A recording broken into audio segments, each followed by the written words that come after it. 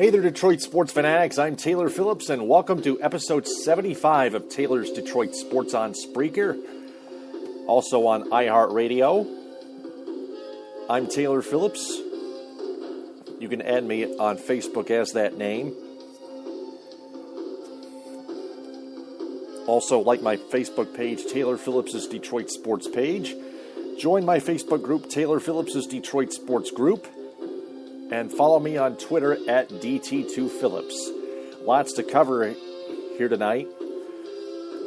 We're going to recap the Lions and Saints. Going to talk a lot about the Red Wings here, including Mickey York's ripping of Gustav Nyquist, and a little bit of Pistons as well. And of course the Spartans.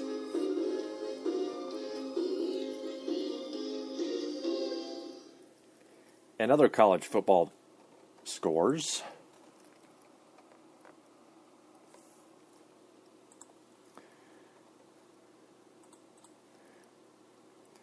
First off, the Lions.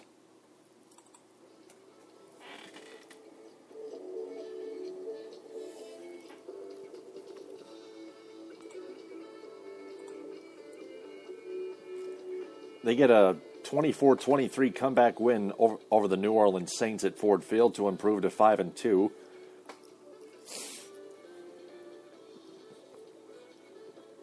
Golden Tate made a 73-yard touchdown reception with less than 4 minutes remaining in the game. That fueled the Lions late, but just in time. And then Glover Quinn came up with an interception on Drew Brees at the Lions' 37-yard line and returning it 23 yards down to the 14-yard line. At the Saints' 37-yard line and returning it 23 yards down to the 14-yard line with 3:20 left in the game.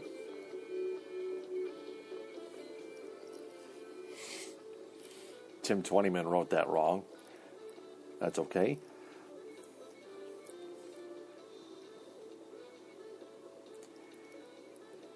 Quarterback Matthew Stafford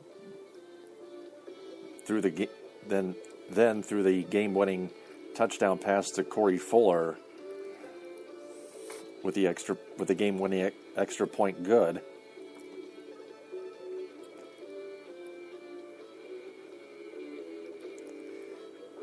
To tie Bobby Lane's franchise record for touchdown passes with 118. That touchdown reception came from 5 yards out. And then the defense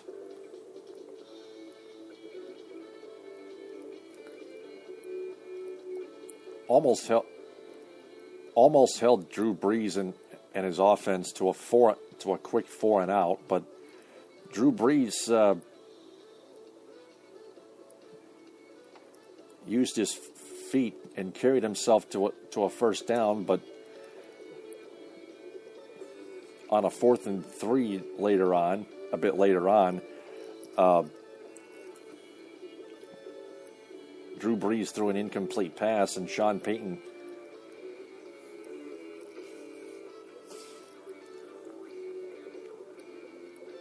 thought it was a pass interference call, but he didn't get it.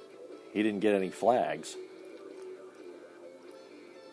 And the Lions took over on downs and took a knee with just precious seconds left.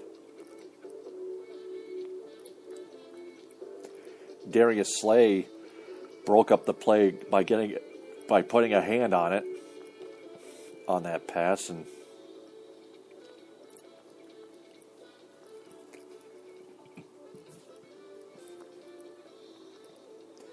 Drew Brees racked up 335 passing yards in a losing cause.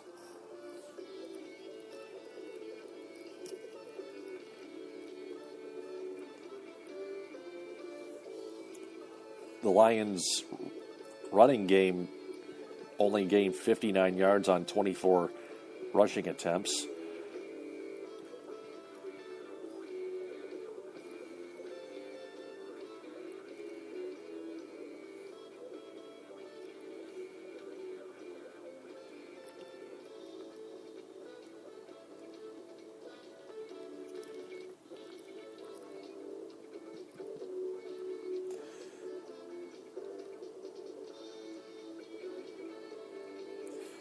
The Saints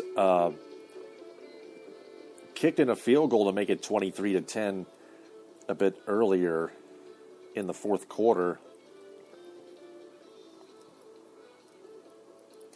when they could have taken a roughing the kicker penalty on Don Carey for 15 yards and an automatic first down, and would have scored a touchdown instead of a field goal to pretty much seal it. They were up 20-10 at that before that field goal, and they would have made it 27-10.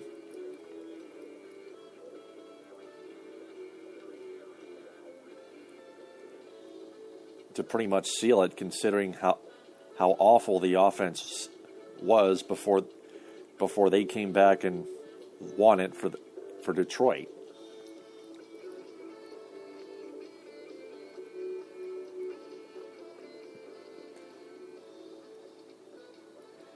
Bad decision by Sean Payton and the players on the field. And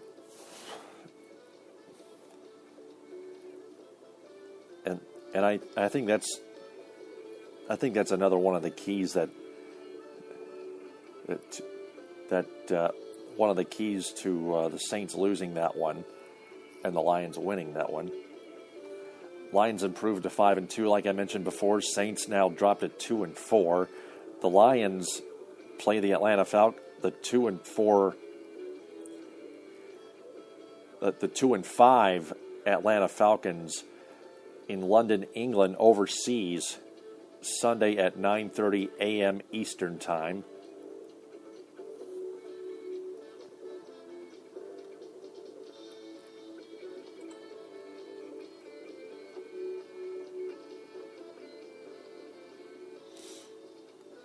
And that is on Fox, your local Fox station. And then they have the bye week.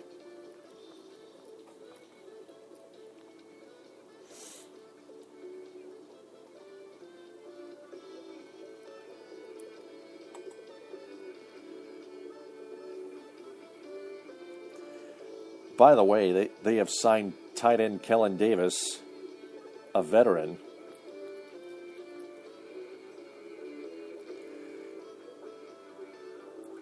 who had 50 receptions for 561 yards and 12 touchdowns in 6 seasons between the Bears and between the Chicago Bears, who are struggling right now, and the defending Super Bowl champion Seattle Seahawks.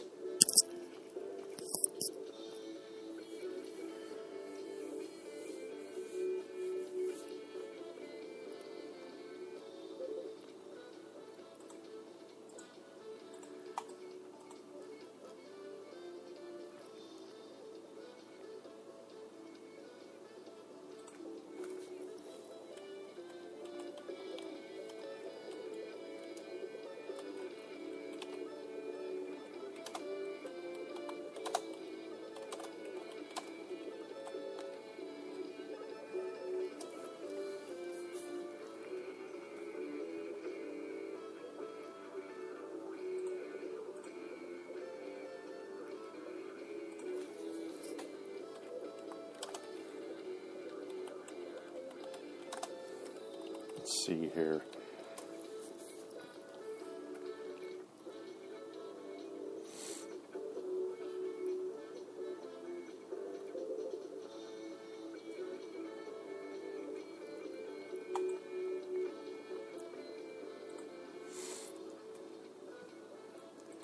Also, apologize for the delay. I had some comments in a group here on Facebook. The Lions are also reportedly interested in rugby star Jared Hayne,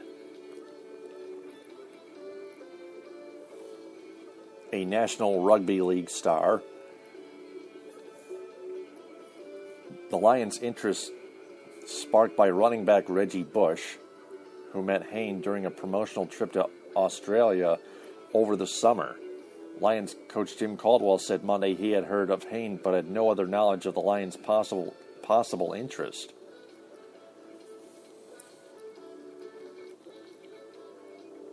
He said, quote, "I can't tell you much about that. I know who he is, obviously, but I don't know what I'm supposed to tell you. I have no knowledge of that in that regard. It could be a personnel issue, but I'm not aware of it." Unquote. Bush indicated that Hayne could make the transition from rugby to football.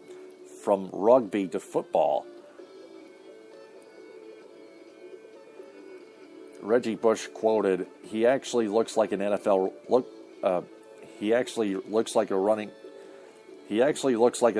running back, and looks like he could come play with us tomorrow. He's fast, strong, and wow, look at that hit. That's an NFL football hit. I like this guy," unquote. Jared Hayne is 26 years old, and he played for the Parramatta Eels, and he's 6'2" and 220 pounds. He debuted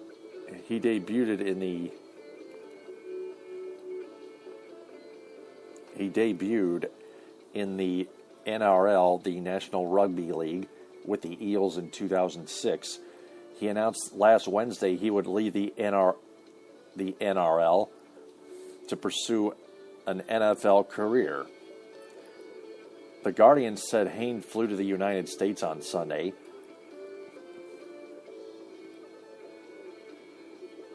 And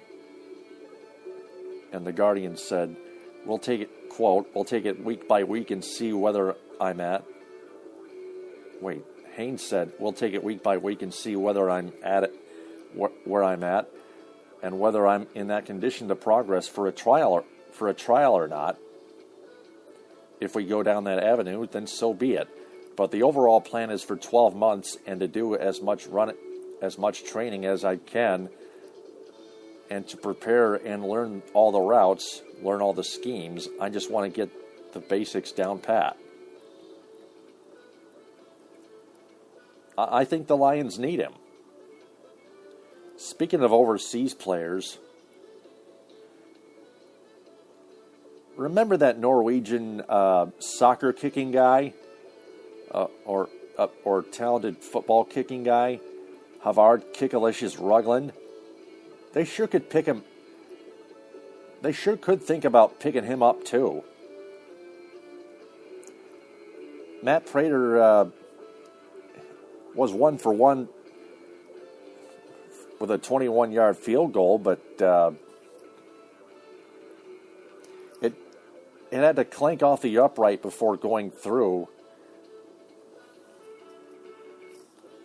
to be good, and that's not even close to being an NFL field goal.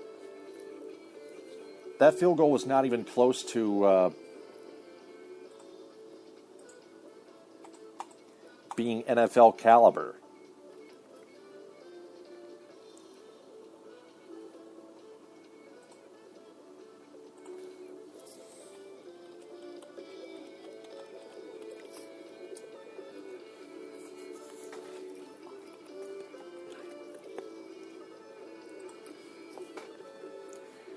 Havard Kickalicious Rugland has no experience in the NFL.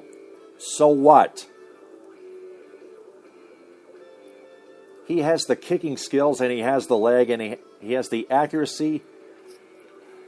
He's got everything. You don't need any NFL experience to make it to the NFL and kick for the Detroit Lions, for example. Kick field goals, for example. You just have to have the skill, the leg, and the accuracy. Those are all the three things that you need. Experience, that's out of the question. But I'm not saying experience can kill you. That's experience never intends to kill anyone or kill or harm anyone.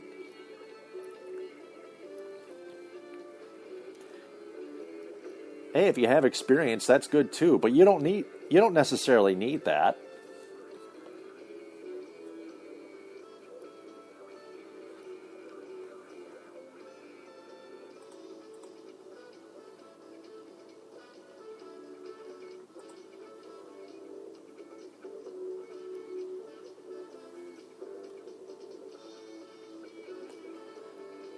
Moving on to some Red Wings.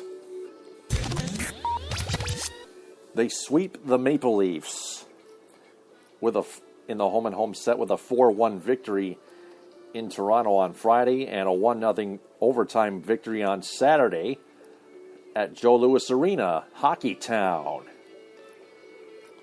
Henrik Zetterberg came up with 4 assists in the Friday victory and scored the game-winning overtime goal Saturday.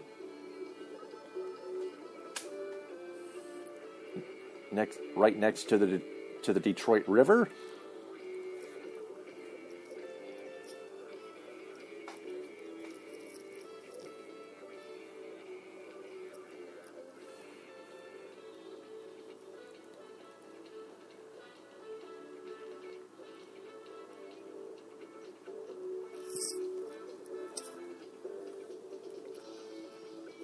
Red Wings expect center Pavel Datsyuk to return. Reports say that he could return from a separated right shoulder. He was at first he was expected to miss 4 weeks, or at least up to 4 weeks, but then they received a little bit of better news that Datsyuk might return sometime sooner than that. And I think tomorrow should be the time.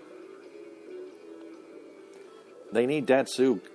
They're playing the Montreal Canadiens on the road. The Canadiens are an elite team with PK Subban on their team. He's a master at this. He's a monster. He's a deadly monster on the ice. A team contributor as well.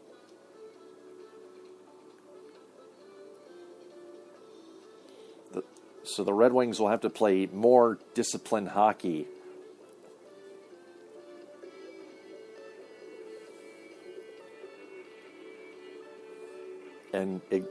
And forget the referee's non-calls and still keep playing the game.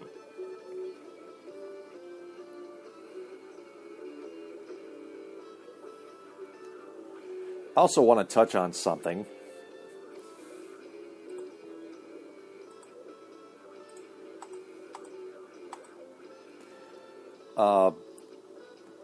Mickey York on Fox Sports Detroit's Red Wings Live postgame last Saturday night, at one point asked the following 2 questions about Gustav Nyquist. Quote, he asked, quote, "What's wrong with Gustav Nyquist? Should he be traded?"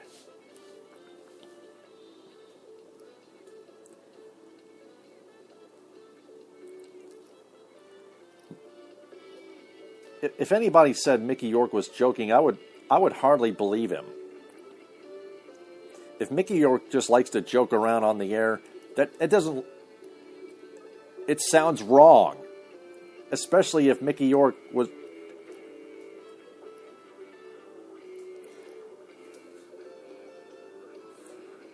It sounds like Mickey York is trying to piss us off and deceive us at the same time. I mean, Fox Sports Detroit is like average or below average at best at doing sports homework, but Mickey York is a lot worse. And he should be fired for asking those idiotic and degrading questions about Gustav Nyquist. Because most Red Wing fans took it seriously.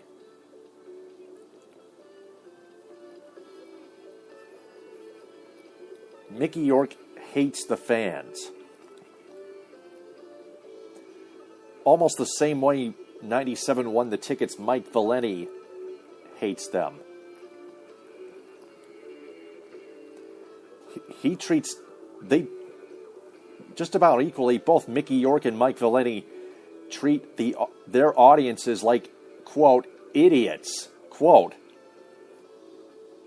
That is so wrong. Sports fans are not idiots. Especially, sports fans are not idiots when they know their stuff. And I know they know their stuff. I know my stuff. But most importantly, everyone is entitled to their own opinion. And nobody on Fox Sports Detroit would ever completely drop the ball by asking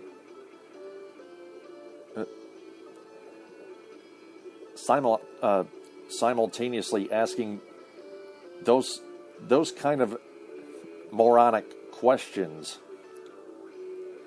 that Mickey York asked right there. And he didn't even talk about it. You know something, Mickey York? There's a rule that you should not joke around or be sarcastic about anything on the public airwaves.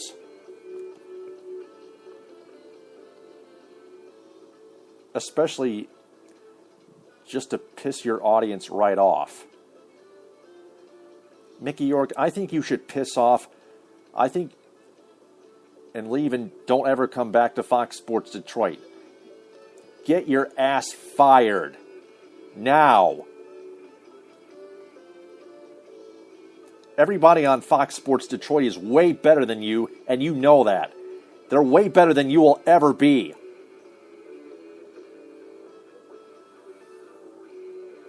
You are terrible, and you're a complete douchebag. You know all that. You know all that too. Get the hell lost. You sack of garbage.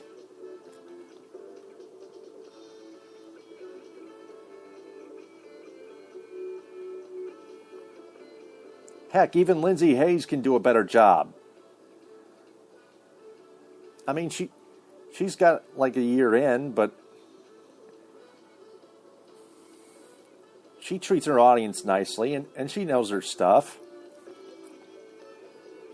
Trevor Thompson treats his audience nicely. Justin White treats his audience nicely. Melissa Knowles does the same, treats her audience the same way. Matt Shepard and John Keating are the masters at this.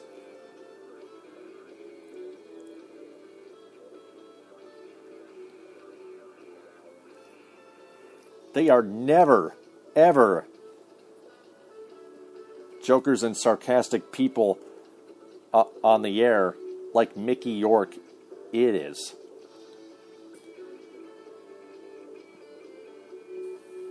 Mickey York, let me tell you one more time. You're a troll. You're a rotten, spoiled troll. Run for it. You scumbag.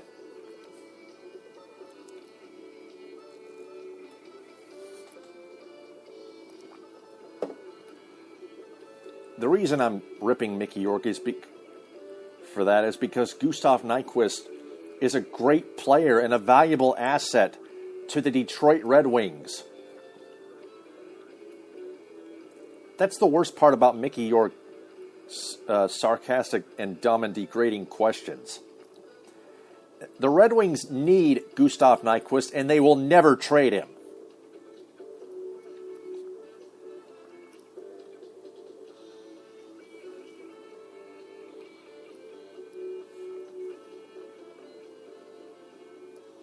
That's all I have to say.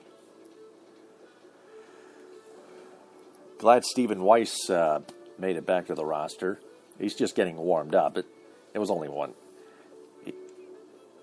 The last game he played was his first game. Was just his first game back. So just give him time. Henrik Zetterberg has owned the Leafs. Not only that, he's played better than he did in the shootout loss to the Boston Bruins, the second meeting between the Wings and Bruins, the Wings and Bees. Both meetings were at the Joe. First one opening night, the Wings took it 2-1.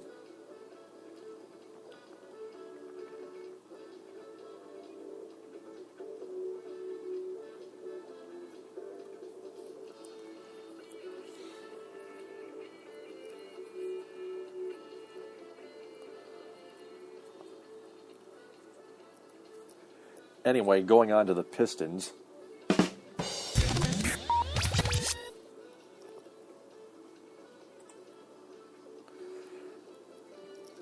They lose to the Magic 99-87 in preseason action Friday in Orlando.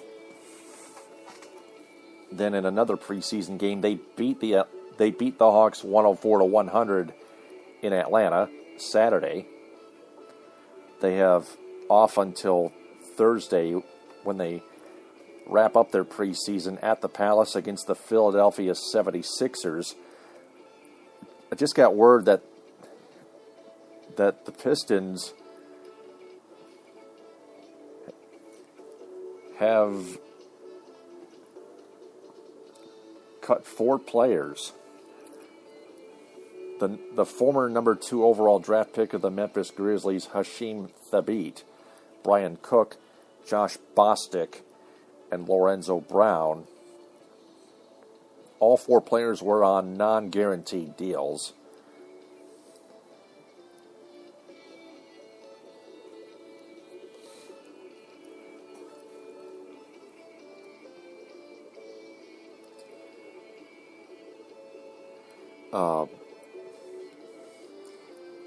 Everything that everyone knows about Thabeet, skip that. Cook had a chance to make the team due to his three-point shooting. But it says here on DetroitSportsNation.com, Thabeet had to have a terrific training camp and preseason to even make the roster, and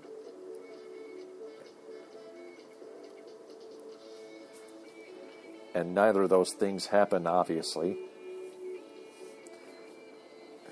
Brian Cook had a chance to make the team due to his three-point shooting, but he didn't get much playing time in the preseason. So it's not Brian Cook's fault.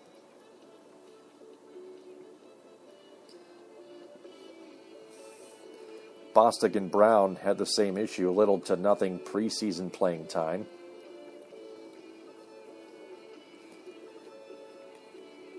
I don't know why Stan Van Gundy didn't even use those last 3 players, those other 3 players. Detroit had their roster and rotation pretty much set coming into the preseason. Those guys were just practice players, plain and simple. I wish them luck in their future endeavors, writes Kai Carlin. That's Kyle Carlin, I think.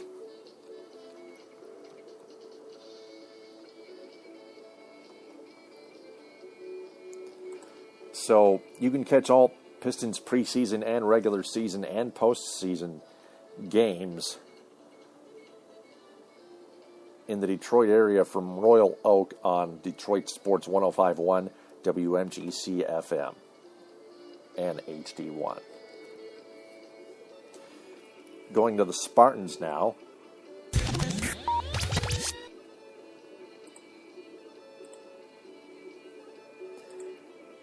Michigan State crushes the Indiana Hoosiers 56-17 Saturday late afternoon in Bloomington. Mark D'Antonio coached his 100th career game, or 1,000.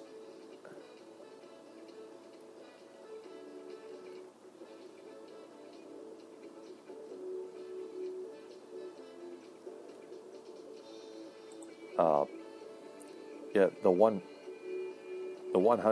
his 100th game as the head coach of the Michigan State Spartans. He is now 70-30.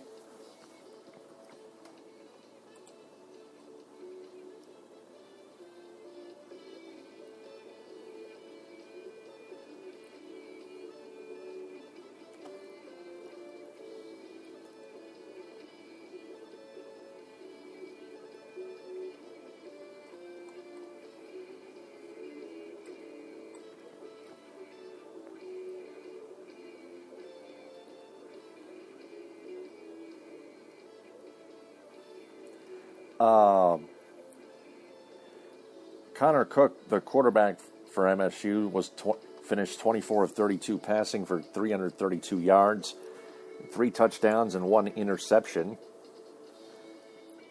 Spartans led 28-17 at the half.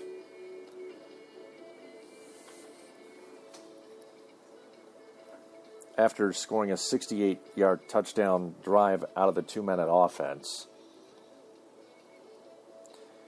Nick Hill finished the game with 178 yards rushing, while Jeremy Langford had 109 running backs. Jeremy Langford opened the scoring with a 32-yard touchdown run.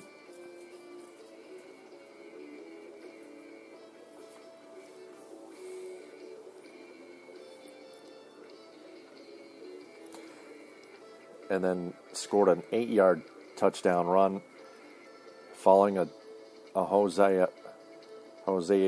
Josiah Price 67-yard catch and run to help the Spartans regain the lead in the second quarter. Then Connor Cook connected to Tony Lippert for a touchdown pass from 41 yards out.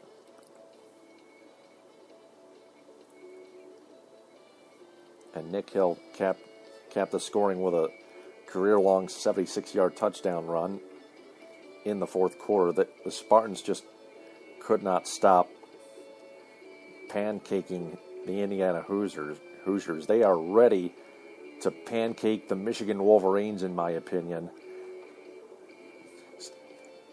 After a good road route win, the Spartans are ready to do just about the same thing to Brady choke Hoke's Michigan Wolverines, and then some at Spartan Stadium on home cooking. Talk about some home cooking and then some extra home cooking.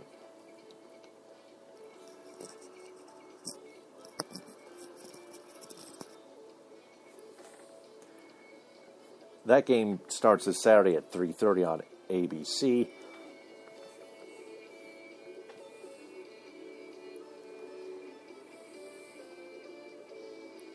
Central Michigan lost a heartbreaker to Ball State 32-29. Michigan had the bye week last Saturday.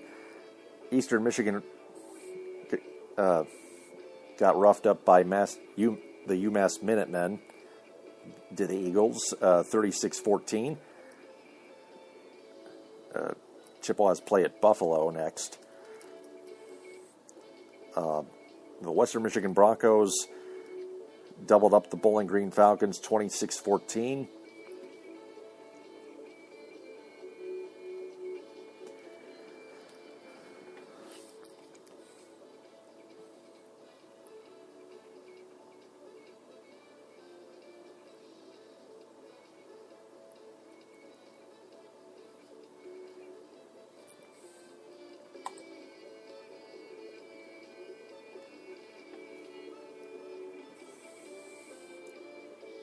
So that's pretty much going to do it. for more Detroit sports, you can like my Facebook page, Taylor Phillips' Detroit Sports, and check out my articles and status updates. You can also add me on Facebook as Taylor Phillips on my personal profile and join my Facebook group, Taylor Phillips' Detroit Sports Group.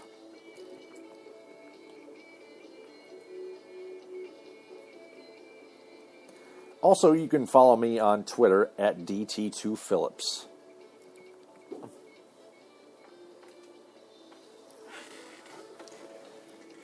So, have a good rest of the week, everyone. TTFN, ta-ta for now.